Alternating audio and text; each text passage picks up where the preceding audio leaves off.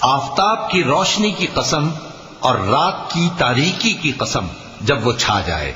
اے نبی صلی اللہ علیہ وآلہ وسلم، تمہارے پروردگار نے نہ تو تم کو چھوڑ دیا اور نہ تم سے ناراض ہی ہوا، اور آخرت تمہارے لیے دنیا سے کہیں بہتر ہے، اور تمہارا پروردگار تمہیں عنقریب اتنا کچھ عطا فرمائے گا کہ تم خوش ہو جاؤ گے۔